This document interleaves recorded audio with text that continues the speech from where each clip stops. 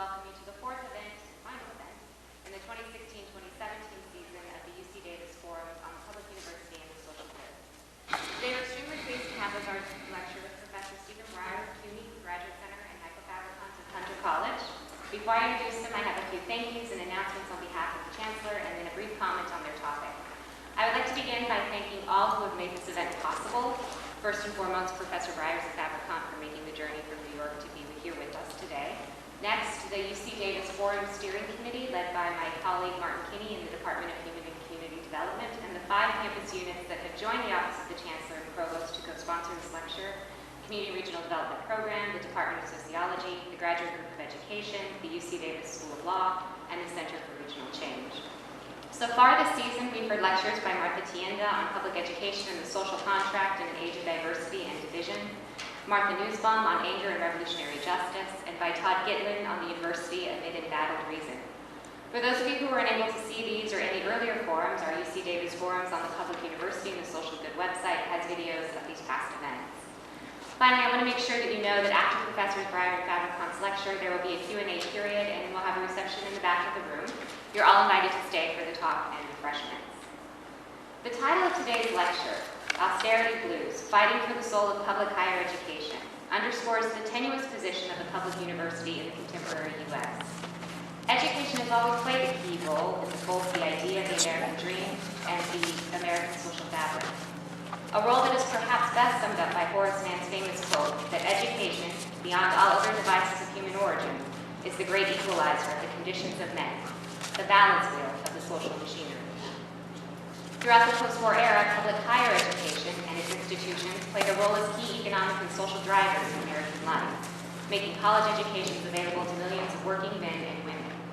Yet in the wake of the rollout of austerity politics and policies in line with privatization and ideas of deregulation over the last 40 years, public higher education has seen significant reduction in public investment, which has helped to exacerbate socioeconomic inequalities, particularly among poor and working-class students of color. Moreover, the growing use of educational technology, online learning, and privatization have presented significant challenges to public higher education and those who instruct within its walls, which introduce further barriers to ensuring that public higher education serves as a driver of socioeconomic mobility. Such challenges prompt us to think about the many implications attached to the role of public higher education in an era of increasing privatization and intensifying socioeconomic inequality. It also prompts us to consider the complex relationship that public higher education has in relation to both of these phenomena. I suspect Professors Brier and Fabricant will shed important light on these implications, as well as I know they do in their book, also titled Austerity Blues, Fighting for the Soul of Public Higher Education, as well as other related questions in the course of their lecture today. Dr. Stephen Brier is a professor in the Urban Education PhD program and the founder and coordinator of the Interactive Technology and Pedagogy Certificate Program at the CUNY Graduate Center. A social and labor historian, he's the co-founder of CUNY's American Social History Project and the co-author and co-producer of the ASHP's multimedia curriculum, Who Built America? Brier served for more than a decade as a senior academic administrator at the CUNY Graduate Center and is currently the college's senior academic technology officer. He has published widely in a number of academic and popular journals on issues of race, class, and ethnicity in U.S. labor and education history. Dr. Michael Fabricant is a faculty member at Hunter College and the first vice president of PSC, the Faculty Staff Union of the City University of New York. He has also served as the treasurer of the National Coalition of the Homeless and president of the Elizabeth Coalition for the Homeless. He is the author of 10 books and numerous articles on the reassembly of the welfare state, degradation of public goods, and organizing campaigns to both resist and reverse present trends of public disinvestment. And it is now my pleasure to cede the floor to Professors Brier and Fabricant.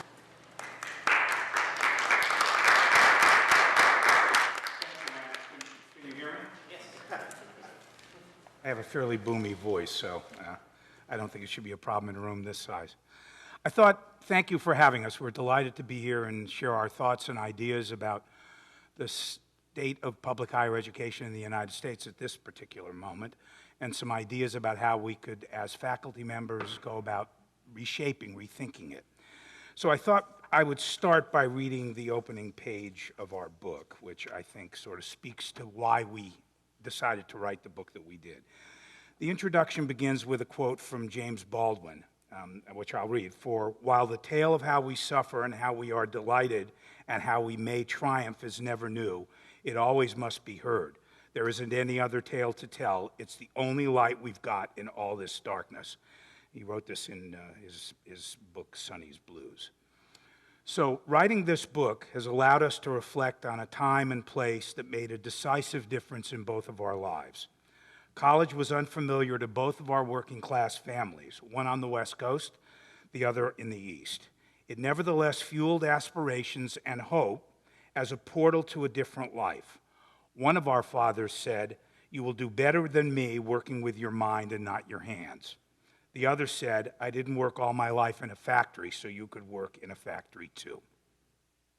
What each of them did not say but believed was that college was a place where ideas mattered and their sons' minds would be nurtured.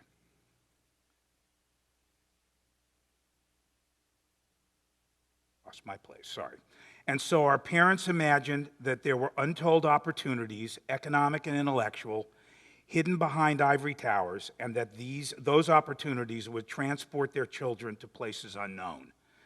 In turn, we both held the deep belief that a university experience and a college degree would prove transformative in our own lives. Our parents' dreams and our own aspirations were not disappointed. Indeed, our university experiences altered our individual and collective experiences. It was so life-altering, both of us decided to organize our lives around university citizenship as faculty members. Needless to say, we have not been disappointed in our choices. We both entered college as white working-class men in a remarkable, all-too-brief moment in the history of higher education, when dramatic growth brought the contemporary public university into being. During the long decade of the 1960s, anything and everything seemed possible as social movements emerged to challenge political, economic, and intellectual orthodoxies. One of the centers of turmoil was public higher education. From Berkeley to Michigan to New York City, student ferment fed the larger social justice movement taking shape outside university walls. The conflict inside the public university was no less intense.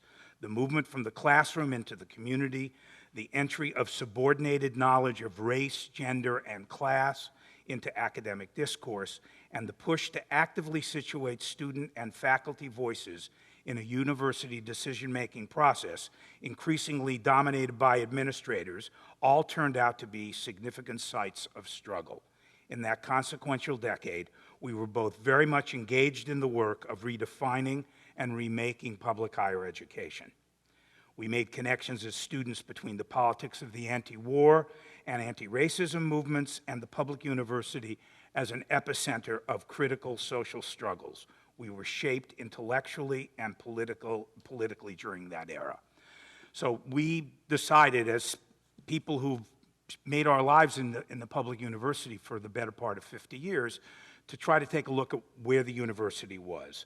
And what we want to do today is offer a broad conceptual framework that can help us understand the dramatic changes that have occurred historically and continue to reshape public higher education systems across the United States over the course of the last 45 years. We pose a series of 6 questions in the introduction to Austerity Blues to help frame our analysis. What is driving the present restructuring of public higher education? What are the incentives for disinvestment in public goods? What are the alternatives? Is there a history of reform and public investment in public goods that offers alternative approaches and possibilities? How do austerity ideology and austerity policies promote intensified forms of inequality? In what ways has technology influenced the ongoing restructuring of public higher education? And finally, how do we begin to chart a way forward, effectively challenging the present change agenda? And what we hope to do is at least touch on, if not go into great depth, of each of these 6 questions. So, the neoliberal restructuring of public institutions that resulted from austerity policies and practices was launched not as commonly held with the Reagan administration's breaking of the 1981 PATCO strike, but rather a half a dozen years earlier with the Ford administration's refusal in May 1975 to provide federal support to allow New York City to avoid bankruptcy during the city's 1970s fiscal crisis. In rejecting Mayor Abe Beam's request for federal aid, Treasury Secretary William Simon, a Solomon Brothers bond trader, before he became Treasury Secretary, coldly targeted 3 examples of what he saw as the city's profligate public spending. First, its unique and far-flung public hospital system. Second, its overly generous welfare support for the city's poor residents. And finally, and completely relevant for our current topic, its free tuition policy at the City University of New York, which was providing by the mid-1970s tuition-free higher education for almost 250,000 New Yorkers. As we know only too well, CUNY's free tuition policy disappeared in the first neoliberal restructuring of government in the 1976-77 bailout of the university, our university, by the state of New York. The state, at the behest of the big banks, insisted that in exchange for the full underwriting by New York State of the operating costs of CUNY's senior colleges, its free tuition policy must end. I'm going to turn the floor over to Mike now, and he'll take it from here.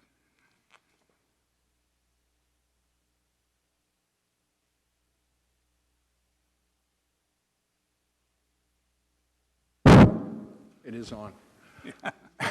So before I start, a couple of things. I want to thank Lindsay particularly. She guided us through the process over the last number of weeks and months, and I think we owe her a special thanks for that guidance. Then I want to just, I'm going to be less behind here. My tendency is to wander away from these platforms, but I want to say that, first of all, what we're trying to do here is to drill down. There are a lot of forces that are affecting public higher education. And I think we have to both separate them and then bring them back together. We're going to disassemble and reassemble them in looking at public higher education. I want to also say that the factors that are affecting public higher education, although different to some extent in their specificity, are very similar to the forces that are affecting K through 12, public health, and we can go right on down the list. Every part of the public sphere, there is great overlap. Austerity is a driver, but austerity is a kind of a very visible hand in this.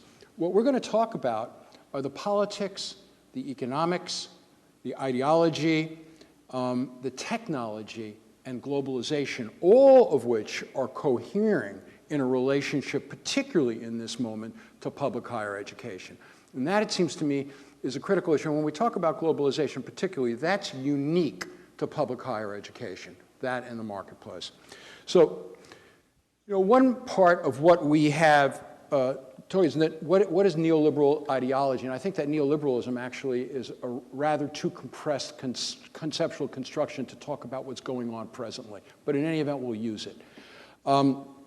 To begin with, we talk about deregulation, right? And we see deregulation and the demonization of all things public, right? I mean, ultimately what we're talking about is that all things public are demonized. No surprise there. We know it. We see an extremely intensified form of that demonization since the November election. This is really, I would describe it as the windows were more or less muddy and opaque before this administration. They're clear. It's crystalline now clear about what some large parts of the agenda are and whether it's a slow or a fast bleed, where we're headed. So deregulation is part of this. Everything from environmental deregulation to climate and climate change to banks, and then on to the public sector side. Charter schools are part of a deregulation, very frankly. And we can talk about for-profit higher education as part of a deregulation. As we privatize to some extent, we're also talking about deregulated forms of historically public sector institutions. That deregulation and to some extent, and the demonization of public functions also is blended with, dovetails with, is driven by disinvestment. Disinvestment is probably the most critical factor here. What we see across every part of this public sphere is disinvestment. in the services that are being provided. That disinvestment we need to understand in multiple ways. The first is that disinvestment is linked to transformation of taxation policies over the last 30 years. We can talk more about that later. But beginning in the 1980s, under the presidency of Ronald Reagan, the federal taxation laws changed dramatically. We see that as well in New York State, from Pataki in the late 80s through the present moment. We have foregone, right now we forego in New York State $7 to $9 billion of income that otherwise would have been available to the state if we had the same taxation policies as before Governor Pataki. And so we could go on. The entire deficit, U.S. deficit, really spiraled. You can say out of control, not out of control, however you want to characterize it, subsequent to the Ronald Reagan's new taxation program. What does that mean? Well, it means a couple of things. First of all, that social services are going to be disinvested in. I say, okay, but what does that mean? What it means is the basic social reproduction functions of the state change. And as they change from health care, which got a bump up through ACA and is getting potentially a real serious bump back down, but over a 20, 30-year period, health care, K through 12, public higher ed, the basic kinds of services that had existed in the case of education or health care that had provided addressed life-death situations on the one hand, or educational instruction to folks who are reaching up in the poorest communities, have been degraded. And we'll talk more about that degradation later. But that degradation is critical because it affects social reproduction. How long someone lives, how well someone can compete for a job, what it means to be a citizen in the United States and a relationship to the world. All of that matters in relationship to public institutions, and we can come back to it in social reproduction. It undermines the basic long and short-term planning role of the state. Now, you might say, well, the state never had a long-term, and one could argue that in the United States it never had much of one, but it did have one. In the 1930s through the 60s, there was a substantial, and it really played out in the development of the New Deal. The New Deal was created over the intense dissent and resistance of many parts, not all parts, of dominant economic groups, right? It played out, but it played out in relationship to labor unions and other groups that pushed it, so that there was class tension and there was a set of conditions that exist that allowed the state to play the role of arbiter between dominant economic or corporate economic interests and the interests of working and other people.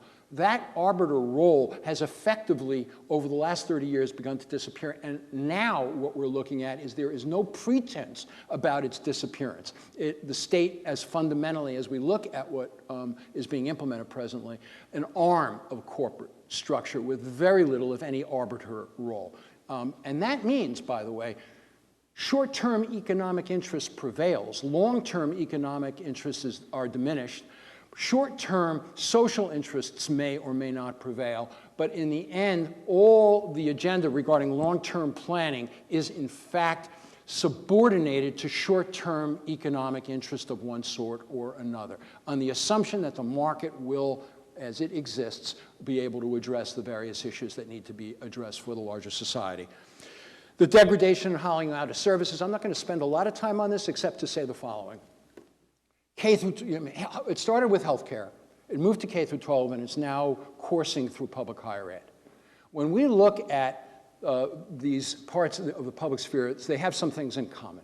One is you look to metrics to determine what it is to be achieved within each of those spheres, from testing to graduation rates to diagnostic review groups in healthcare and other forms. And ultimately, a large part of this, whether visible or not, is about cost containment. And we'll talk more about the relationship between austerity and cost containment.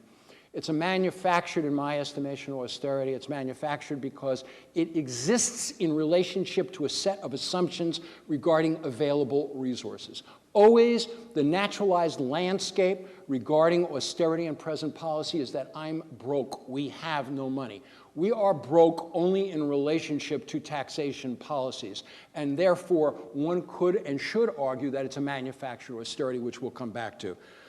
Privatization of public goods from for-profit hospitals to charter schools to for-profit higher education. I don't need to spend a lot of time on that except to say these are not new experiments. These are experiments in for-profit institutions that existed in the 19th century. They failed then for a variety of reasons, and they're failing now in the very same ways, because a public good is different than a private good.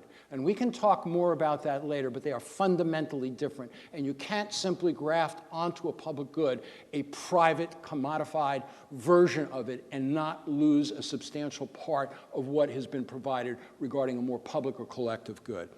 Austerity policies and practices are imposed. What that means essentially is that we're talking about fundamentally disinvestment in its various forms, but disinvestment ultimately means changed practices within institutions. I'm assuming your classes are no larger, those of you who've been here for many years, than they were 10 to 15, 20, 30 years ago. I'm assuming that you don't admit any more students than you have in the past. I'm assuming that you don't have any more adjunct faculty here than you have had in the past. All of those are consequences of austerity and much more. I'm assuming every major can find the course he or she needs in order to graduate on time. And I could go on and on and on. The practices change under a regimen of austerity. How did this happen? Now, here's where we have standpoint, right? I want to be explicit about my standpoint. My standpoint is for all of the flaws in unions, from their bureaucratized relationship to membership to their often misreading of what is needed, unions played a fundamental role in moving forward a progressive agenda and movements in the 30s and 60s. Often too late, often lagging behind movements, but in fact just as often providing the resources necessary to sustain everything from civil rights movement to other groups. The fact is that unions are far weaker today than they were 20, 30, 40 years ago. 11% of the labor force in the United States is unionized. In the public sector, it's higher, but not dramatically higher. That means that its capacity to promote and drive and protect change, progressive change, is quite compromised and going to be much more compromised with the Supreme Court decisions next year when agency fee is taken away. So what we're left with, and one might ask why. Part of it has to do with globalization. Part of it has to do with technology. Part of it has to do with ideology. Part of it has to do with economics. It's a conjunction of social forces that have diminished the role of unions. Atomization and thinning of social relations. Again, here too, atomization and thinning, one might argue, well, we have the internet. And I would argue, yes, we do. And I would also argue that there's a thinning of social relationships on the internet and through social media. They're not as robust as, for example, in the civil rights movement, when folks gathered at churches and built certain kinds of organizing and other capacity to drive and create a more muscular civil rights movement across the South and into the North. It provided the base, the foundation. Social media can be an adjunct to that. It can't substitute for it. Increased technology, uses of technology, and more rapid outsourcing of production. One of the things I would say, and I'll get to this in a moment, is that technology has played an absolutely indispensable role and is going to continue to make public higher education the very particular target or site of contestation during this period. Because higher education, more than any other public good, lends itself to a kind of capitalization of a public good and an enormous and substantial amounts of money being generated. A dramatically diminished working class power to confront this onslaught, right? That, Roy talks about that convergence of forces that have been kind of heading our way, that are almost incomprehensible in their complexity and their power. And that is some part of what we're faced with. On the one hand, we have to live within the contradiction that is powerful, it's an onslaught, and that we have to find ways to resist and create sites of hope in that resistance. In the recent past, K through 12 was the primary site of contestation and capitalization. K through 12 represents something like 700 billion. Am I on the wrong? No, you're on the right one. $700 billion of public money. And by the way, part of what's going on here is that the private sector is casting its gaze upon public dollars.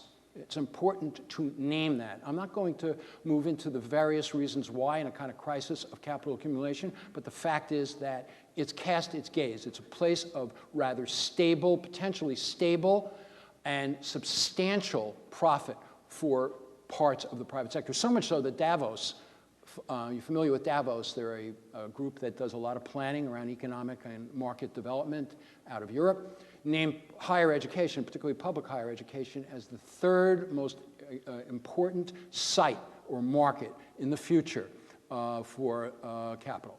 So not a small issue and not a small item. So it was in the recent past, everything from charter schools to outsourcing various kinds of goods. But increasingly, higher ed is replacing it. And I want to describe why. It's a perfect conjunction of forces. One, higher ed now has a delivery system for the product. Right? It's the technology online. Right? It has failed to some extent in San Jose and elsewhere, but it's still being worked on and tinkered with. So it has the delivery system. It has the market, globalized market for its product. And the product is being developed constantly through online courses and curriculum. So when you look at the kind of pieces, why couldn't K through 12 do this? It doesn't have a globalized reach in the same way. It doesn't necessarily have, and so the globalization is less germane for K through 12, as it is for hospitals. But in public higher education, it's quite germane. And frankly, in the US, one of the continuing highly competitive sectors of the market is higher education. 40 to 50, 60, depending upon which ranking system one looks at, of the top 100 universities in the world are in the United States. And so the branding and rebranding of that across the globe becomes, again, some part of the the convergence of forces. So we talked about instructional technology. Higher ed is served historically as a site of transmission. And this is a critical point of knowledge to solve complex problems. But increasingly, in this brave new world of public higher ed, what's being emphasized, and again, I know this is not news for you, but let's talk about it. As we marketize public higher ed and see it more as defined as in terms of an occupation in a marketplace, STEM becomes or STEM disciplines are elevated. They've always been, but they're more elevated. But on the basis of ideology and economics, not just economics, it's ideology and economics, humanities and social sciences are devalued and disinvested in disproportionately. Why is that important? It's important because a critical relationship to the world, not exclusively, but more frequently, evolves out of social sciences and humanities. So simultaneous to this rearrangement of public higher education on the basis of globalization and movement and dollars and disinvestment is an ideological and economic choice around the social sciences and humanities in terms of building a social relationship to a larger world, a critical analysis, if you will, that then has a consequence over years cumulatively of tamping down a politics and a citizenship role regarding this larger context, the US context. So I think it's important for us probably to return to that, because how many of you here are in humanities? How many of you here in social sciences? How many here in the natural sciences? Okay, and so we should have that conversation because this is a unique phenomenon in relationship to each of those disciplines. And then finally, the relationship with all this to public higher education is a project of democracy, and I think described in much the way I just described it, but it's also a project in relationship to the American dream. However much it has been historically, one might argue, a fantasy, however one might argue not real for everyone, from women to people of color at different points in time. The reality is, it's been an imagining, an American imagining.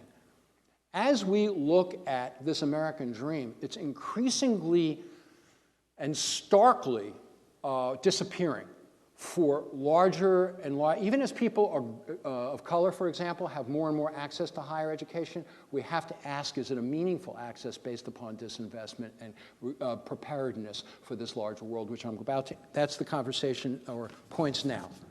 So, from 1996 to 2012, if you look at the next chart, you will see that in 1998, there's a pretty stark and very dramatic This is an approximate, 16-year period. And this is the amount of the grants measured by number and dollar amount that went to students in the lowest quartile from public colleges and universities, right? That actually came out of their funds.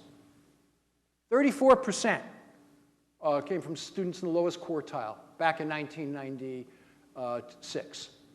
It's only now, a 16-year period, and we see a drop of almost 10%. There was an almost 20% gap between students in the highest income quartile and the lowest. We now have a 2% difference in those quartiles.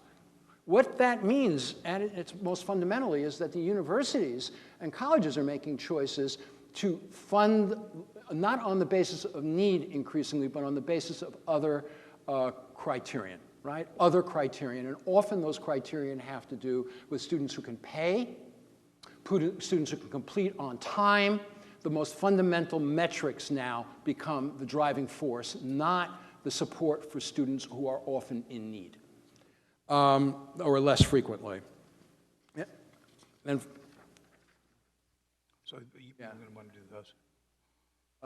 yeah, somewhere here. Mine disappeared, so that doesn't really much matter. I can work off this. All right. What the case we're making is that the university, public university, is increasingly becoming an engine for inequality. And that's interesting because at the same time, it's a contradiction, right? We like to deal with contradictions, and so let's name the contradiction. At the same time, because without contradiction, there's less complexity. And we know that these are complex constructions. On the one hand, more students of color are being admitted to public higher education than ever before. That's one. In addition, at CUNY, where there's been enormous disinvestment, what we see is Raj Chetty's study, Stanford economist. It demonstrates that CUNY, as an institution, has moved more students from the poverty to the middle class than the entire Ivy League, University of Chicago, MIT, Stanford, and name 3 other elite schools combined. So you got that side of the equation. You say, wow, it's really, things are going very well here. Look at what these universities are achieving.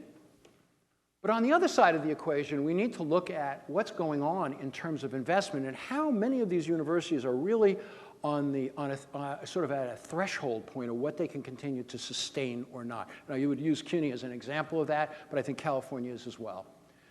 There's an intensified stratification of public higher education by race and class. And what we mean by that is that the full-time equivalent investments in students are declining, right? Declining. And declining actually have declined substantially in New York State, in Illinois, in California. We've seen serious declines in the FTE investment, picked up by tuition, which Steve will talk about very soon. What does that mean? It means we have to hire more part-time faculty, and part-time faculty are basically keeping many public institutions afloat. It means that there's increased debt for students who are picking up much of the costs of public higher education as a result of increased tuition because the state's not paying for it and not subsidizing that tuition as it has historically because it forgoes taxing some of the more affluent folks in states and across the country. So students are, by the way, that's a really regressive tax, isn't it?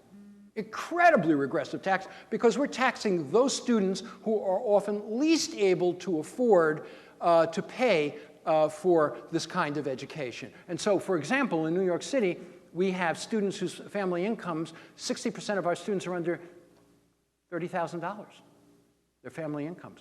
And yet, their tuition is increased by 100%, 110% over the course of the last number of years. That's an extraordinary burden that we're putting on students. And graduation rates and time to graduation are affected in class sizes. Why? Well, one, our classes are larger. I won't speak for your school, but I will speak for CUNY. Part-time faculty, as wonderful as they are and as committed as they are, structurally cannot spend the time out of class with students. In New York City, at least, if they're running from class to class, they can't provide the supports outside of class. And they're not paid to provide the supports out of class, frankly. They're paid to teach the class. It's a different construction. And as class size increases, all of that is compounded. And in the end, ultimately, those who suffer often are students who can't get the quality of education outside the classroom, sometimes inside the classroom because of the numbers of students, than they've historically received. And let me ask you one question. How many of you who've been here a while assign the same number of papers that you assigned in the past? How many of you assign fewer papers than you have in the past? I'd argue that almost across the country, people are, and my daughter teaches, she talks about it all the time. She doesn't assign papers as much as she has because it's so labor intensive and the size of the classes have expanded, she can't keep up with it in the same way. That is a quality of education issue, particularly when students are coming out of K through 12 and need that kind of intensive work around writing and analytics so desperately. Cost of attending public colleges is increased, but it's not simply increased. We have to ask the question, for whom? Top fifth of the richest in the nation, it's increased from 6 to 9% of family income.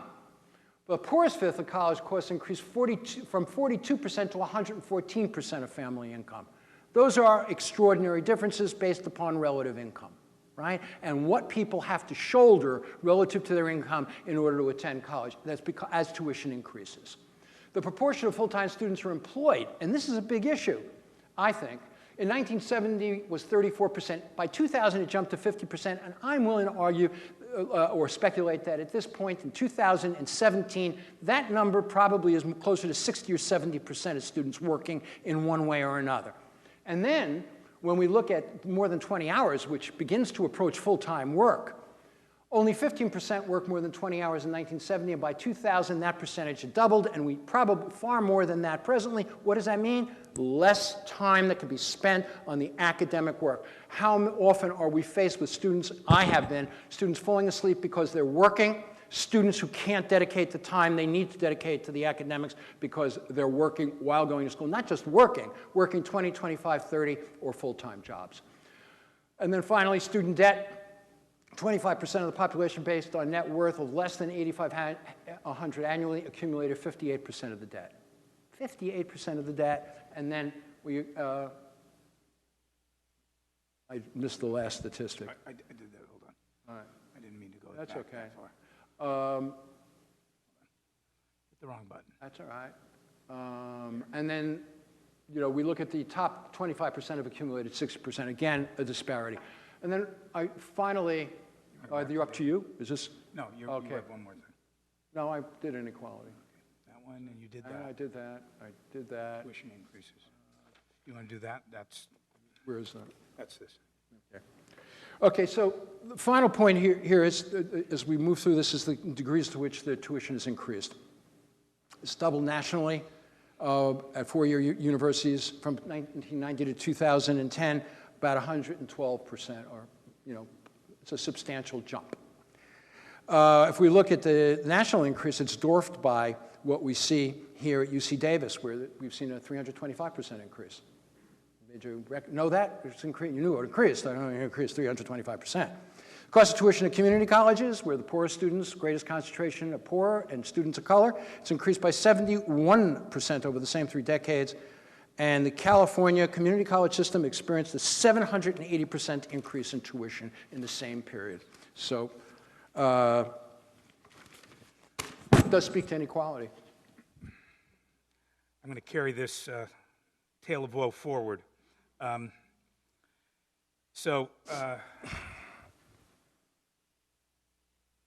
Neoliberal attacks on public higher education thus resulted in sharply reduced state support, rising student tuition charges, and concomitant student indebtedness, as Mike has suggested, and then a frantic search by university administrators for ways to cut operating costs while at the same time managing to increase their own salaries and perks, as you know full well in the UC system. Let's begin with a simple fact. Labor constitutes upwards of 75 to 80% of all university budgets. So if you want to save money in university operating budgets, that is the obvious focus of your attention. To realize that end, university administrators have the same tools at their disposal to effect labor savings that the first industrial capitalists pioneered in the early 19th century at the dawn of the industrial capitalist system. They can draw on the massive reserve army of the unemployed to drive down labor costs by replacing full-time faculty with part-time, poorly paid and exploited adjuncts. I would argue the sweated labor force of the 21st century, and/or they can introduce various forms of technology to mechanize instruction and basic administrative functions to increase academic and administrative productivity. The embrace of technology is what Mike and I call in Austerity Blues the magic bullet of technological innovation to increase the productivity of academic workers, whether they're full-time or part-time. They can also decide, and this is the third thing that they have at their disposal, to increase revenue by admitting larger numbers of customers, in this case undergraduates, and that's happened at many public universities around the country. So let's consider these three approaches in turn. How serious is the contingent labor issue for universities? In the apt introductory words of the just-in-time professor, a 2014 report issued by the Democratic staff of the U.S. House of Representatives Committee on Education and Workforce, quote, more than 1 million people are now working as contingent faculty and instructors at all types of U.S. institutions of higher education, providing a cheap labor source even while students' tuition has skyrocketed, unquote. The sharp rise in the use of contingent labor across state university systems is at least in part a direct result of reductions in state support for university operating budgets. Drastic cuts in state aid over the past 2 decades deeply affected the universities of Minnesota, Illinois, and Washington, and Ohio State University, all of which now receive 10% or less of their total operating budgets from state tax levy funds. The University of Illinois' situation has gotten even worse in the last 2 fiscal years. Its state budget allocation has been zeroed out by the state's billionaire Republican governor, Bruce Rauner. In this respect, our 2 university systems, UC and CUNY, still receive between 30 and 40% of their operating funds from their states, at least for now. We don't know what's going to happen in the future. Students, particularly poor and working class students of color, as Mike has suggested, generally increasingly take up the slack in university budgets by a sharp rise in personal and family indebtedness to pay for college attendance. We are all aware, that national total of college student debt passed $1 trillion in 2012 and now stands at a whopping $1.3 trillion, a figure larger than total individual and family credit card and auto loan debt nationwide. The conjunction of increases in student tuition costs and student indebtedness with increased reliance on part-time faculty is not coincidental. As state funding has been withdrawn, public universities have relied on cheap academic labor and rising tuition to stay afloat financially.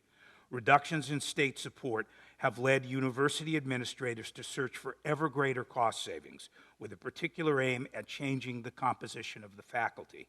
Austerity has resulted in the dramatic rise in university systems, both public and private, in adjunctification. I would suggest one of the uglier words in the English language, both orally and conceptually. In 1970, fully 78% of all U.S. college and university faculty members were full-time, both tenured and untenured. Roughly 22% of college faculty members in 1970 were therefore part-timers, adjuncts who filled particular educational niches across public and private universities and colleges. Over the course of the next 40-plus years, the percentage of adjuncts doubled to roughly half of the national college teaching workforce today. In that same 40-year period, the absolute number of adjuncts increased more than 7-fold, from roughly 104,000 in 1970 to 752,000 in 2012. In the same period, the number of full-time faculty approximately doubled from 473,000 in 1970 to 795,000 in 2012. This chart, and it's an interesting one, take you a second to look at it, clearly shows the dramatic increase in part-time and graduate student teachers and the concomitant drop in full-time tenure and non-tenure track faculty. So the diamond is the full-time tenured faculty, which is here. this full-time non-tenure and full-time tenured faculty, and then the full-time tenure track faculty, or the square boxes, that is essentially dropped and been flat for this entire period. But if you look at graduate student employees, which are the star, they're up roughly 20%. And if you look at part-time faculty, which are the circles, you can see it goes from below 25% to all the way up to like 43%. It's a really dramatic transformation in the composition of the faculty. Use of part-time faculty is strikingly differential across various university types, with four-year public universities, interestingly, from our perspective, relying least on adjunct labor, about 30% in 2006 all told, while in the for-profit sector, the percentage of part-timers exceeds 93%. The Just-in-Time Professor report notes that the median rate of pay for part-time faculty nationally in 2014 was approximately $2,500 to $2,700 per course. I don't know what you pay your adjuncts here, but that's pretty much par for the course. Even in New York at CUNY, it's only a little bit higher than that. Even if adjuncts are able to cobble together 4 or 5 assignments each semester, their annual income would still hover between $15,000 and $20,000, at or mostly below the federal poverty level for a family of 3. Contrast that with the median salary for full-time faculty members, which is $47,500, and in our system, in your system, it's higher than that.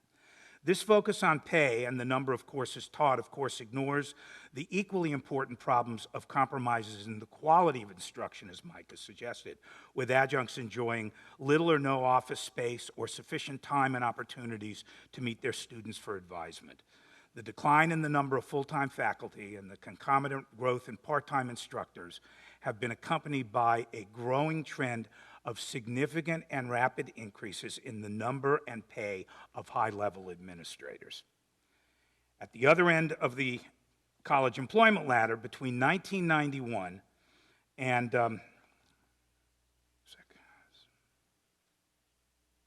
this is the one I wanted here.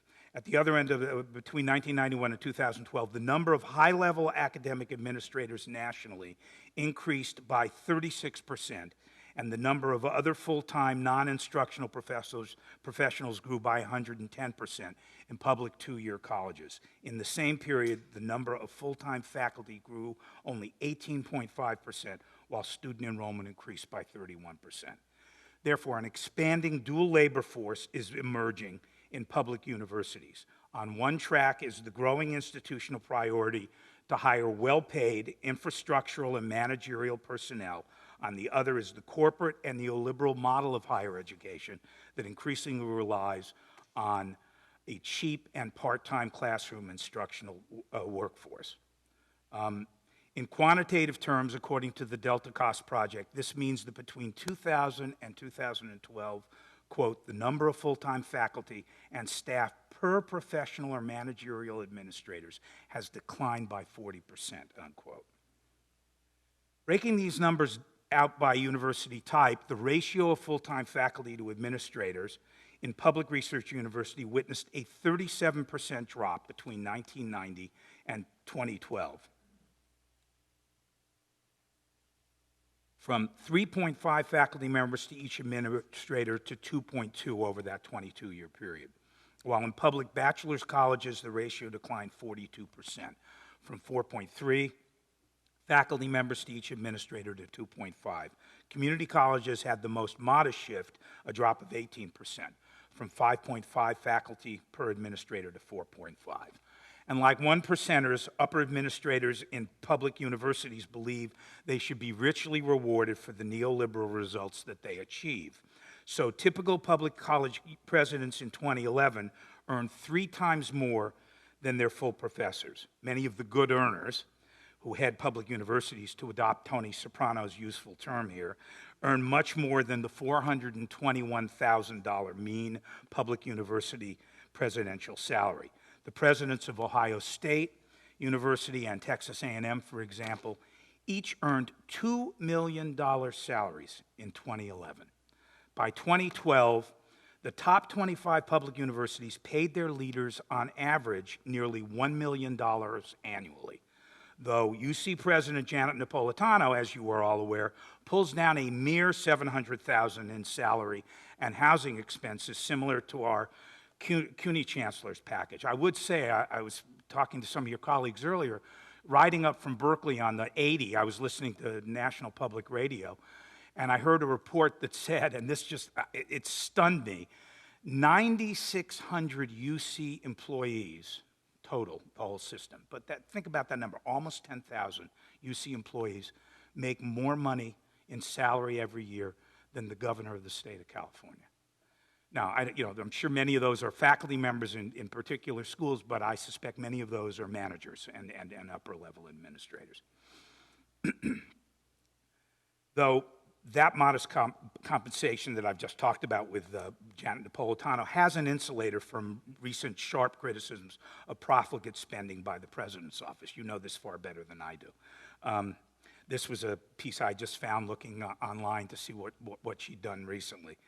Such gargantuan and obscene public university salaries and administrative operating expenses are justified in part to boards of trustees and state legislatures by administrative promises to impose ruthless efficiencies in public university operations by hitting up students for ever-increasing tuition payments and by underpaying and further exploiting faculty, both full-time and part-time. One especially powerful tool to help realize these ruthless efficiencies is instructional technology. Mike and I are not knee-jerk rejectors of any and all forms of technology who yearn for the good old days of the Socratic method. Rather, we start from three basic assumptions. One, the technology of online learning is value neutral. Two, it's capable of making extraordinary contributions toward increasing access and quality in public higher education. And three, the use and value of online learning will be influenced by the institutional and budgetary context shaping and deploying it. Like their private university counterparts, public university administrators are among the earliest enthusiasts for the use of the internet to deliver educational content. For example, as early as 1993, administrators at UCLA formed partnerships with private entrepreneurs to deliver the school's extension courses online.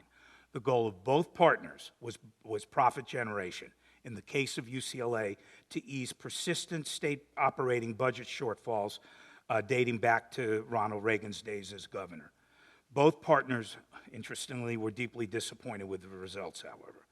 The bursting of various economic bubbles, especially the internet bubble in 2000, and more severely, the Great Recession that followed the 2007-2008 crash, led academic administrators at public and private institutions, and especially in the growing for-profit private sector led by the University of Phoenix, to intensify their search for labor cost savings through the deployment of digital technologies and the increasing use of part-time, low-paid instructors in online courses.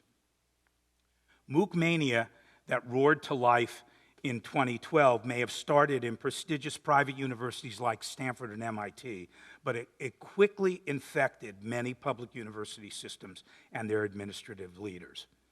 MOOCs, massive open online courses, as I'm sure you know, were touted as bringing teaching by the best teachers in prestigious universities to the worldwide masses via lectures presented on the internet. The scut work of grading and student advising for 4-credit MOOC courses was left to an increasingly exploited population of graduate students and part-time teachers who now worked entirely remotely online. This disruptive technology was justified as democratizing higher education, or so their proponents claimed. Early MOOC providers like Udacity and Coursera, created by Stanford faculty and underwritten by venture capitalists, failed miserably by all accounts to deliver on these initial academic and business promises, however, as the example of San Jose State that I'm sure many of you are aware attests. But that did not stop many public university administrators, especially those at second and third tier institutions in states like Ohio, Florida, Texas, and Arkansas. Those administrators, desperate to replace rapidly disappearing operating support from Republican-controlled state governments, latched onto MOOCs as the magic bullet they needed to solve their endemic fiscal problems. State universities in those 4 states, for example, signed on in 2013 with a private MOOC provider, Texas-based Academic Partnerships, to convert their traditional courses to online ones. The plan was to reduce both faculty labor costs as well as to offset increasing pressures to build and upgrade more expensive physical facilities. The deal involves sharing revenue from online students with academic partnerships, in essence transferring public dollars to a privately managed profit-making venture. By 2015, these academic partnerships arrangements were still going strong, with AP even agreeing to a small revenue-sharing model, 3%, with public university faculty who agreed, stupidly I would argue, to put their courses on AP's MOOC platform in exchange for modest payments. One avid supporter of such efforts unapologetically and unironically described MOOCs as the Walmart of education, which seems entirely apt given Walmart's reputation for using cost-cutting, low wages, and market manipulation practices to drive up its profits. With full-blown MOOC mania, while full-blown MOOC mania seemed to have passed by 2014, we should never underestimate academic administrators or venture capitalists' intensifying need, given the politics of austerity, to embrace new technological tools, to lower teaching costs, increase revenue, and, where allowed, make profits and open new markets for online educational products. Mike?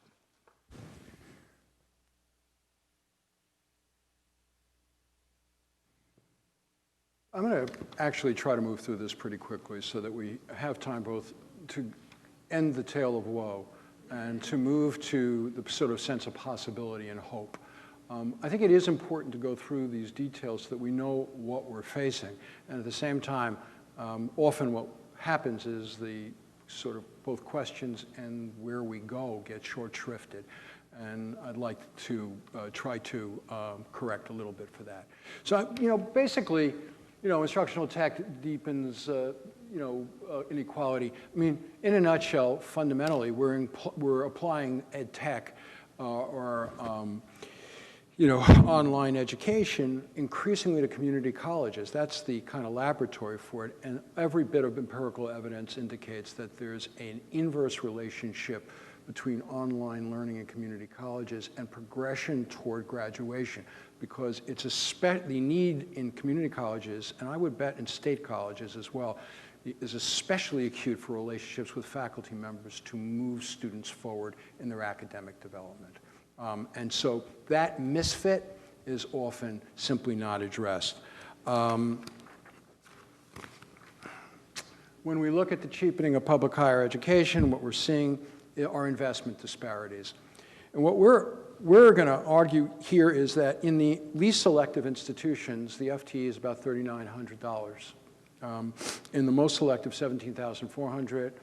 And as you move up the ladder, what we see is the greater and greater concentration, as you move down the ladder, greater and greater concentration of students of color and poor students. That is, they're getting the least investment and often needing the greatest investment coming out of high schools that have not given them all the academic skills needed to flourish in a university.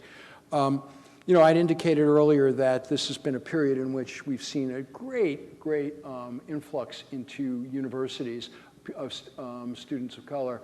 And, on the third bullet here, what you'd see is that between 1990 and 2010, cohorts of whites declined from 71.7 to 57.2. I mean, that has been made up by students of color. It's a very substantial shift. At the same time, this reduction in quality has occurred. Reduction in quality based upon FTE investment, based upon some of the things we've talked about, like over-reliance on part-time faculty.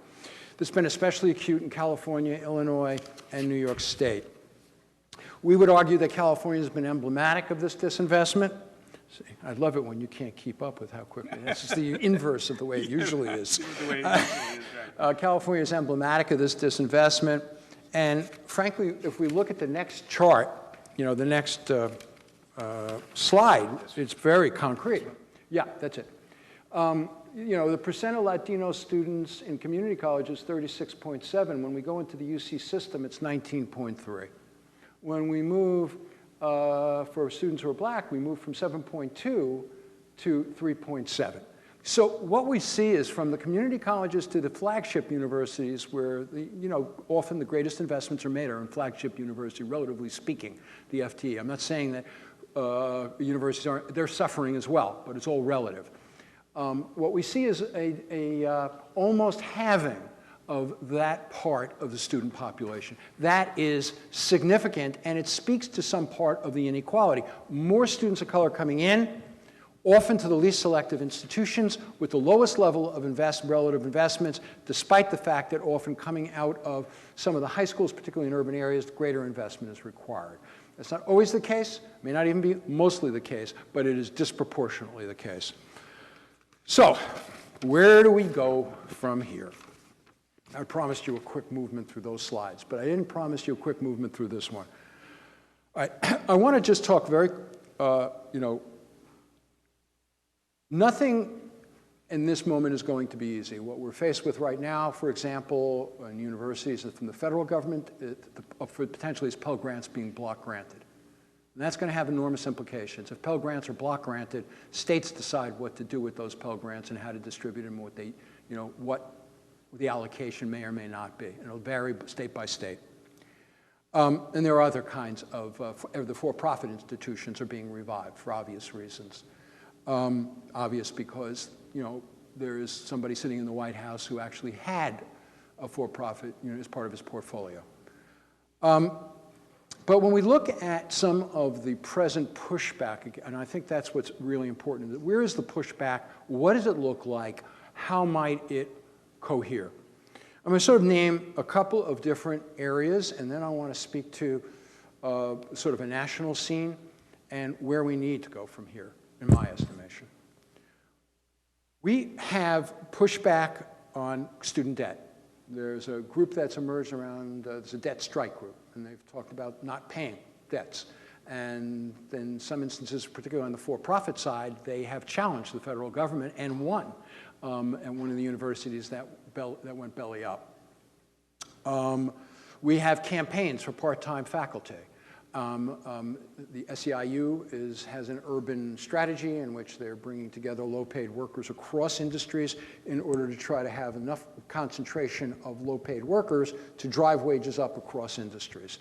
Yet to be determined how successful, but it's some part of what's being done. Some higher ed unions, ours in particular, I think, have elevated the issue of part-time faculty, delivering job security, health insurance.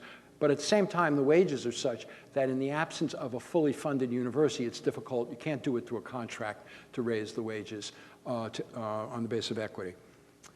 In Rhode Island and in San Francisco, there have been referenda. And the referenda have basically created a financing mechanism for free tuition. And Rhode Island now is going to provide free tuition to a number of its public or higher ed universities. In San Francisco, I think it's San Francisco Community College, San Francisco will be free. So that has proven to be a particular, and we'll talk a moment about that, a particularly useful mechanism and how that works. The presidential election elevated the question of affordability on the Democratic Party side. Bernie Sanders ran on a program that he didn't have a specific legislation marked out, but it was both affordability on the one hand, tuition-free and investment on the other. In fact, he's going to put legislation forward in the Senate for free tuition. It's a multi-billion-dollar proposal. Hillary Clinton proposed free tuition and a ceiling of $125,000 for free tuition to public universities. So you might ask why? Well, I think the why is reasonably transparent. It's that the price of tuition has increased dramatically, and this is an effort to attempt to address it through federal subsidy because it's becoming increasingly prohibitive, particularly in private colleges. Now, all of this legislation is dedicated largely to public, although Hillary Clinton's was public and private. The fact is that the more we can join this to the middle class has always been the case, and middle class needs, the more we can perhaps address this is Goldrick-Rob's argument, we can move programs for the poor simultaneously. It certainly worked to some extent over time during the Depression. So some part of the thinking is if you raise the ceiling to $125,000, then in fact you can draw free tuition. You have a middle class that's solidly behind that, then it has a consequence for poorer people as well. And so you join the middle class and poor and working class to a single agenda, which is free tuition up to the 125. Those are isolated snapshot instances. Presidential election elevated it. Our governor in New York State offered the Excelsior program, which I would characterize as not free tuition, although he characterizes it as such. It's a last dollar in program. What does that mean? It means that basically, you know, we have lots of different grants in New York State that provide for tuition. Anything that doesn't pick up, we would then put another set of dollars in. The presumption is to achieve free tuition, but in fact the dollars are so small that they can't provide free tuition to everybody who's eligible, so you're going to queue up, you have a quota system, and if there are more people who apply than in fact where the state can pay for it, then you're going to, the first come, first serve. So it's not free tuition, it's not universal, and any student who fails to maintain 30 credits each year and the C average is automatically eliminated forever. Forever. It's a kind of execution policy from the Excelsior program. That's not tenable for many urban students, particularly, who are carrying jobs, have children, families. They may not and do not often get to 15 credits a term or 30 in a year. So where does that leave us? It leaves us in this place, and I'm going to talk about a specific program that's near and dear to me and talk about it as a model. And perhaps a flawed one, but a model of sorts. We cannot, in this era, simply speak about affordability. Affordability started with Tennessee, right? Community colleges, free tuition. Moved on to President Obama, who talked about free tuition, never got it out of the legislature, Congress. Then we have presidential candidates who are prepared, and all that was very important in moving a discourse about free tuition. But if we stay stuck on free tuition, we've got a problem as faculty and students. Because some part of what we've got to talk about is meaningful access. Because free tuition is about access. And if, in fact, all we're talking about is maybe replacing tuition dollars being paid by students with public dollars to make it free, so students have access, we are still in the same circumstance in terms of investment in faculty, in infrastructure, in support services. There's no investment being made there, yet we've experienced decades of disinvestment in the quality. So the same quality issues will continue to plague, if not be exacerbated, as the public sector says essentially, look, you know, we're paying more money now on the tuition side, so we'll pull back a little bit more of the investment money because we've refigured this. The fight really has to be on the affordability and investment side. In New York City, we have formed an alliance called the CUNY Rising Alliance. It joins faculty. It's not fully, it's a year and a half in the making, and it's had some successes. It joins unions, faculty, students, and neighborhood agencies, all as stakeholders in the City University of New York. And it has helped to elevate the issue of public higher education, both in the city and the state, as a cross-section of voices are saying, this is really important, and it's a unified voice.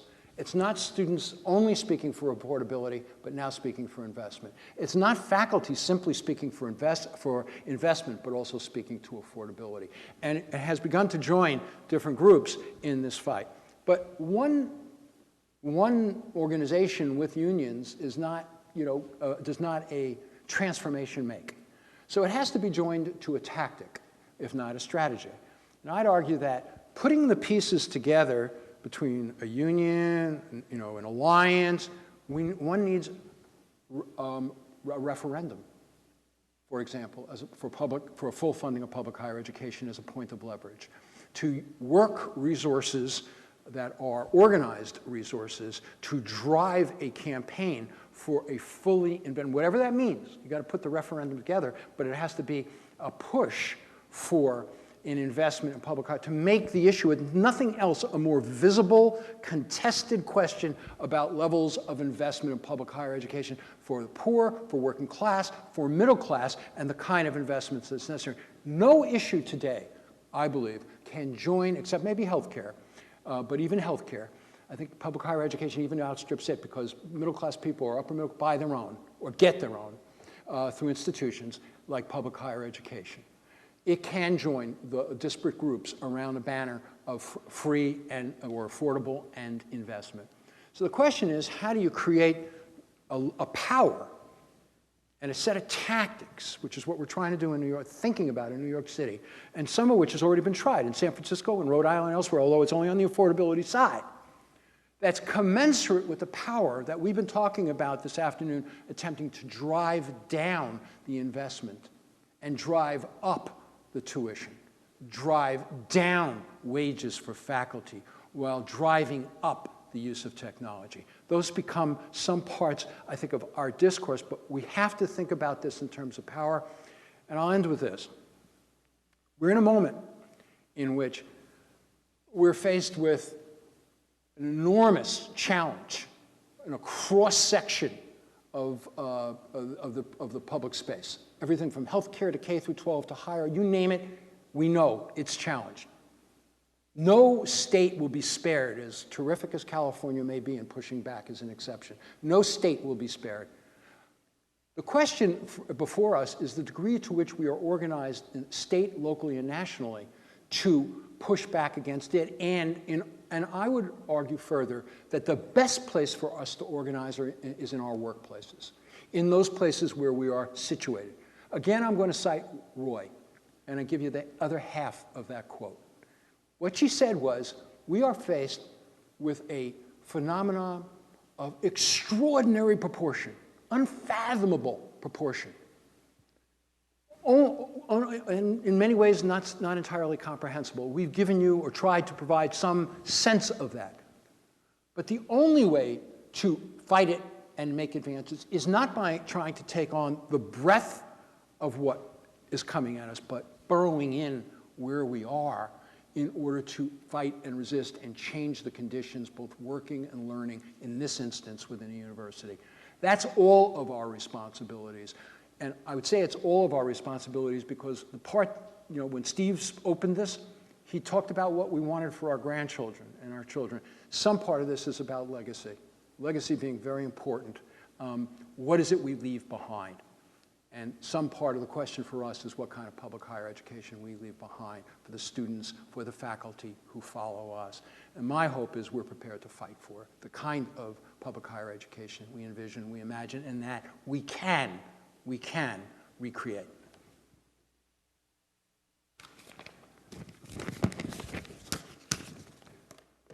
So, Questions? questions?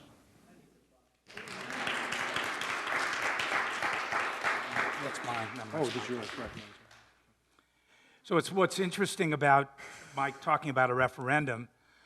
The historian in me, when the city university, before it was the city university, when the city of New York decided to create tuition-free public education in 1847, when they founded the Free Academy, they decided that the only way to make it happen was to have a referendum of the citizens of the city. And that referendum voted 75% to 25% that city funds should be used to open an institution of public higher education. Everybody said it was impossible. Yeah. And we did it how many years ago? 170 years ago. I mean. Your questions must have something. It's all been answered. Yeah. One thing that occurred to me when seeing a particular university's reaction to student protests regarding tuition, I won't say which one, was that these student protesters could have been enlisted as allies of the university in pressuring the state for more money, but in fact the opposite tack seemed to be taken. I wondered if you had any comments on that rather leading question. You can start. Well, I think, divide and conquer is a very effective strategy, and you can understand students arguing about their own need to reduce their costs of attendance. But it's short-sighted to say it's an either-or proposition. What we're trying to argue here is you can't address the issue of access and affordability on the one hand without also addressing the issue of the systematic, that we tried to demonstrate today, the systematic disinvestment in public higher education at all levels. The rise of part-time faculty with I don't know what your situation is like, but our campuses in New York are a disgrace. They're falling down. We have leaking roofs in our libraries. We have to have buckets, you know, and plastic tarps over our books because there's been a systematic underinvestment and disinvestment. So I think you have to argue for both. And it's easy to chide the students, say, well, go up to Albany and get more money for the university. That's a short-sighted attitude. And I think what Mike has laid out with CUNY Rising is a much different kind of strategy where everybody's fighting for the same sort of set of demands, not one or the other. And I'm not going to demonize the ministry. They have a role. And they're caught between faculty and students and the state, right, pays the bill. And the degree to which they're going to get out in front or be with students on some of these investment issues jeopardizes their role, because they are accountable not ultimately to the students or faculty, although we think they are. From their minds, and perhaps rightfully so to some extent, they are accountable to those who pay their salaries, and they are squeezed by those folks. And increasingly the folks who are hired for these positions do not necessarily share our vision for a university. So all of that, I think, has a consequence. It's going to be really about faculty, staff, students, neighborhood groups having to build this and pressure the administration to take positions. It's not going to happen simply on the basis of their inclination to do it. Yeah, the lessons that we can learn from other institutions like community colleges, where obviously the cost of going to community colleges is a lot less. Smaller class sizes, potentially less resources available as well for students. What lessons we can learn from across different institutions? I think the thing to say about community colleges, let's remember where they came from and who funded them. In other words, in the post-World War II era, the expansion of public higher education, at least according to the Truman Commission in 1947, was built on the expansion of community colleges as an entry point for students finishing high school and making it onto higher ed. So I think community colleges are a wonderful sort of model. The problem now has become that they've become the place where large numbers of disposable students are shunted, and if they make it through, fine, and if they don't, well, they're gone, and they incur enormous amount of debt. We've got to do a much better job of bolstering our community colleges and the faculty in them, and reducing class sizes and being able to give community college students an opportunity to excel in college so that they can go on and transfer to a senior college and get a degree. Lessons regarding resistance, lessons in terms of the type of education, what kinds of lessons? Like lessons regarding what you can do as an institution as far as like internal policies of how you either spend resources or redistribute resources within the institution. Well, I think, sure, there are universities that do it better than others. There's no question about that, trying to dedicate more dollars. But in the end, I think every university, based upon diminished dollars, is faced with very hard decisions about where to cut. That shouldn't be the choice, right? It should. And like, I'll give you CUNY as an example. It has a program called ASAP. That is an accelerated program, community college. It's an incredible program. President Obama cited it in the State of the Union. It trebled the rate of graduation of community college students in our university. Trebled it. Why? Because it did common sense things like, putting full-time faculty in the classroom, not charging tuition, providing computer. It gave the students the resources they need. But it's available for 30 out of 120,000 students. So and then it was only available for 5. So it's the face of it, which masks what's going on right behind it, which is the starvation fault. And so, yeah, there are these programs, but in the end, every university is struggling with the same questions, whatever face they may want to put on it with with model programs of one sort or another. I think, the fact is, we know exactly what it is needed to have community college students succeed. It's the same thing that students in the K-12 system need. They need attention, they need smart, dedicated teachers, they need small class size, they need the necessary access to resources, they need advising support. There's all kinds of things that we know. This is not rocket science. We could figure out exactly. That's why the ASAP program at CUNY is such an interesting model. It's not anything unique. What it's doing is providing resources to poor and underprepared students, and that allows them to succeed in college. It's a question of what kind of commitment we want to make as a society. After the Second World War, with the GI Bill and with the expansion of public higher education, the moment when Mike and I entered university life, I went to college at Berkeley. It was totally free. I was a working class kid. I couldn't have afforded to go to college. My parents didn't even know what college was at a 5th and 8th grade education. So we made a commitment as a society to make that possible. We can do that again. It's only a question of having both the will and the understanding that it's not just a lack of money, it's who's getting the money that's out there, how taxation is structured. The state of California made a complete commitment publicly in the 1940s, 50s, and 60s to making public higher education available for free. And it could be done again. Yes? Well, once again, I want to thank you for a very thoughtful overview of a lot of issues that we're facing.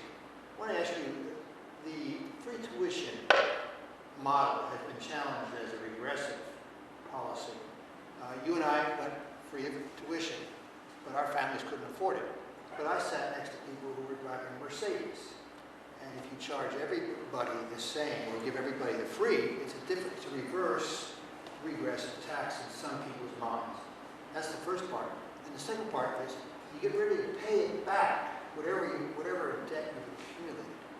How do you do it once again?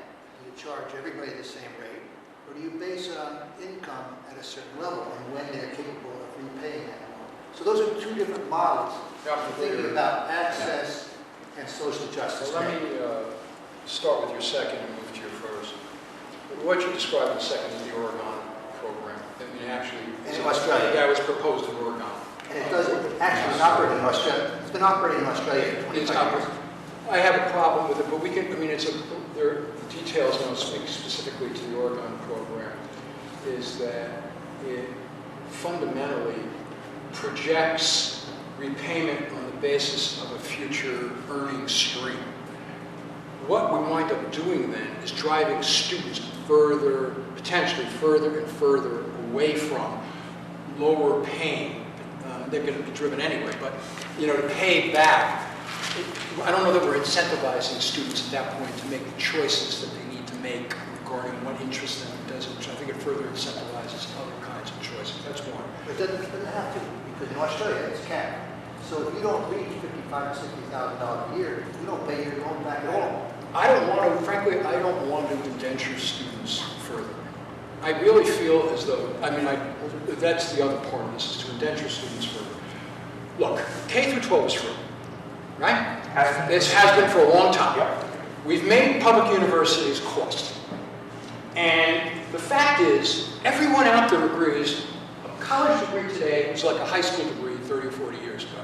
Well, if that's real, and I believe it is, and we could go back and forth on what that means, the restructuring of labor, I don't want to go there.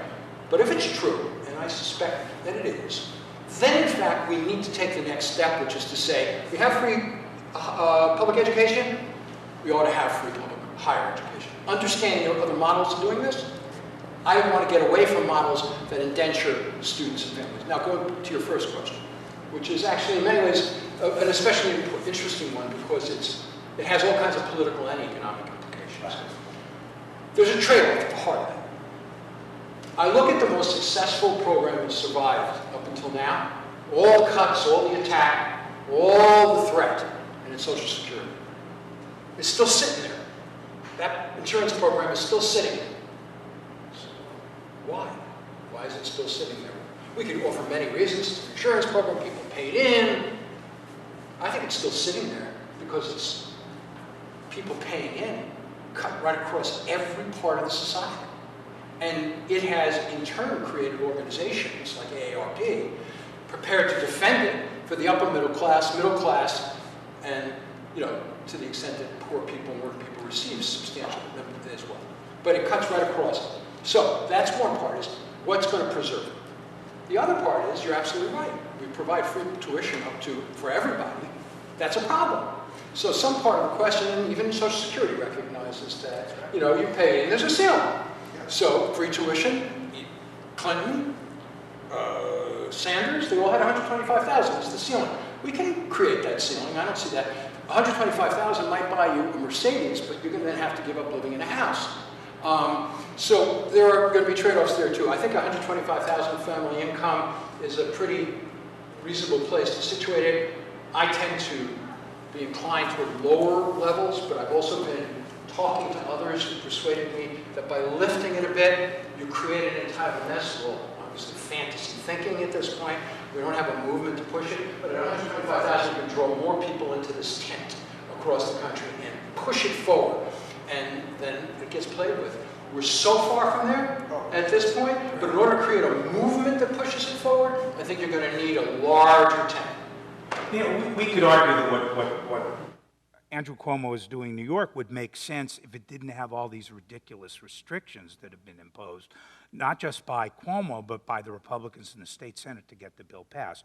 So not only do you have the 30 credit limit, which, I don't know about your students here. When I went to Berkeley in the 1960s, it wasn't terribly difficult to take 30 credits in 2 semesters. Three credit classes, 5 classes a semester, and you did it. Our students at CUNY can't do that because of what Mike suggested. They work, they have families, they can take 12 as a lot. So it always takes them longer. So this idea, we've got to get away from this idea, which is now an outmoded idea, that 18 to 22-year-olds are college students and they can go full-time and often in a residential environment where they're away from home. That's not the way it is for most undergraduates these days. So you could come up with a plan that dealt with that. You could come up with a plan, the other poison pill that the Republicans threw in. If you leave the state of New York, say you take 4 years of the Excelsior Scholarship, if you leave the state of New York in the first year after you get your degree, your entire fellowship turns into a loan. They do not, it's an indenture literally to stay in the state of New York. 4 years. If you take 4 years of fellowship, you have to stay in the state. So if you have a chance for a really good job in Massachusetts, unless you want to pay those back as loans, you're stuck in New York. I mean, there's lots of things wrong with it. And the problem with the way the press reports it, the headline is always free tuition in New York State. But the asterisks, where you look at the bottom and see what the limitations are staggering. So there are ways in which we could implement a free tuition program that would deal with a number of these issues. New York State's is not going to be the way it is unless it's fundamentally changed. I would argue that it becomes a way for politicians to create these mutations, if you will, mutant forms of free tuition. It's not really free tuition. They're clone, they are sort of virtual free tuition, if you will, and it gets reported as free tuition, but in fact, as students come up against it, what they find is they can't access it, that there are all these penalties for withdrawing from it, that there are things they must do, that there's not enough money for free tuition, so you queue up with more people sign up. That will happen more and more as politicians are capitalizing on this mood in the country to offer free tuition. That's why it's so important for citizens, students, faculty, community groups to understand some of these issues and be able to suggest, as we did in New York State, this is not free tuition, this is something else. We're going to have to continue this conversation about what it means. And so the fight continues, and other questions? Yes. What's happening in Canada? I can't say. I don't study the Canadian situation. I know from colleagues in Canada that there's a real problem increasing with defunding of the public universities. It's almost entirely public universities in Canada. There are very few private universities. But colleagues who are retiring early, in part because they're being savagely underfunded, and the same kind of processes that we outlined here in the United States with administrative salaries and rationalization and the use of technology are all happening in Canada as well. So it's not like their healthcare system, their public higher education system. Yeah. I don't think you'll find a single country escaping. Some are in more advanced stages of development, what we're describing, some less advanced. But every country is essentially moving in this direction. And, you know, we've talked about why. Just to comment on when various countries that have had free tuition try to implement them, they've been faced with revolution. In Mexico, they closed the university, Right. down That's for a whole exactly year, right. That's and occupied the administration building when they introduced $150 annual tuition. Tuition. The Germans tried to introduce... Same thing, that's right. France, there are strikes. There are some. They're all strikes. I had another question. You cited the enormous increase in the tuition ratings, particularly in the University of California. What's your take on the policy for holding all families harmless for all that increase? Up to $80,000. Any family making $80,000 or less, their children are held harmless in paying that extra tuition, and then it's prorated. That's not free tuition. Right. It's an important Again, step. it's an important step. It's an important step. It's an important step. Always look to California for innovative programs, and that I think is a really good one. It doesn't come with a lot of codicils attached to it, I'm assuming. It's really about if your family makes less than $80,000, you shouldn't have to pay tuition. Yeah. And I would, please look, I'd support anything that incrementally moves the needle forward. But that said, doing that continues to divide groups who suffer. And I would rather lift it up to a certain level, create a larger mass of people who then will support free public higher education, and which might drive many people, otherwise choosing private universities, into public universities. Frankly, I think that would be not such a terrible thing either. Yeah. So all of that, it seems to me, becomes important. Now, if that were an interim victory on the way to a larger victory, because aspirationally that's what we want to achieve, of course. You know, I think the thing that we need to say in all our systems, UC as well as CUNY and SUNY and all the others, is if a free tuition policy is put in and it's actually effective, the end result was the public universities are going to be flooded with many more students. There's no doubt in my mind there are families in upstate New York, middle-class families making less than $120,000 a year, who look at the Excelsior Scholarship and say to themselves, my kid wants to go to Syracuse, I live in Syracuse, my kid wants to go to Syracuse, well, he can live at home or she can live at home, but we got to pay $40,000 a year tuition, that's $160,000. Go to SUNY Binghamton, it's a perfectly fine campus. It will be tuition free and we'll pay for the dorm. And what that's going to mean is many more students will come to public institutions like SUNY, less so CUNY, and the result will be more stress on those institutions, both in terms of the instructional staff and the infrastructure. If we don't tie access to, greater investment, we're finished. It's going to kill us. It's going to. And I think that is, for me, the biggest takeaway. So maybe we finish with this because it's 4:45. But the biggest takeaway is that most of this discussion is focused on affordability. We're doing, in a sense, we're reproducing the same conversation as the policy conversation outside here. If we're not twinning, linking that affordability conversation with invest that they're separate but highly interconnected parts of the whole for a university, then we make a big, big error because we are setting ourselves up for access that's less and less meaningful.